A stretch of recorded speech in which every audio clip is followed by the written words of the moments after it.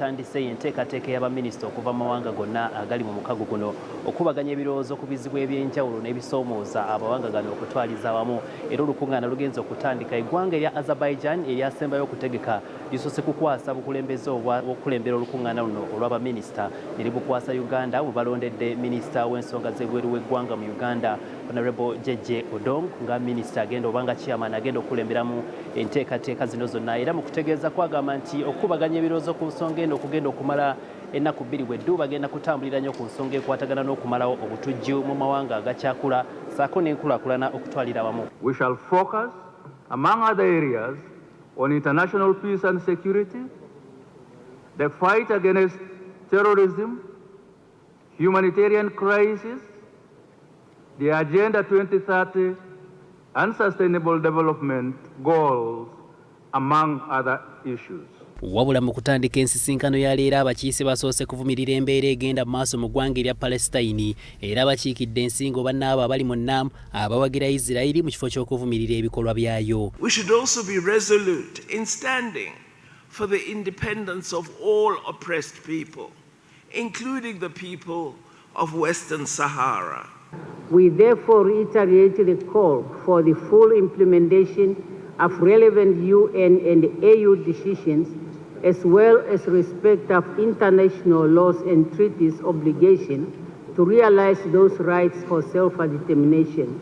Amyuka omukulembeze w'eggwanga lino yasoose okubeerawo n'ayogera ku nsonga ez'enjalo ezikwatagana ku nkulaakulana y'amawanga agali mu mukago gwa Nam n'ategeeza nti amawanga gano geetaaga gakole buli kisoboka okusobola okulabika nti bayambagana n'okuwaŋŋana amagezi ku nsonga ez'enjawulo ezisoomooza amawanga gano. Deepening cooperation will require removing all barriers that impede progress. It will also require supporting and facilitating regional and international trade, affordable and appropriate technology transfer, development of adequate and appropriate infrastructure for industrialization and production. Ono era ajjukiza bamusigansimbi nti Uganda ggwanga erijjudde emirembe kosa n'ebyenfuna by'amawanga agali mu buvanjuba bwa Afrika ebikulira ku musindo ogw'amaanyi. Uganda is ripe for investment and Uganda's $50 billion economy enjoys market linkages within the $305 billion East African Community economy, the fastest growing and most diversified bloc on the African continent.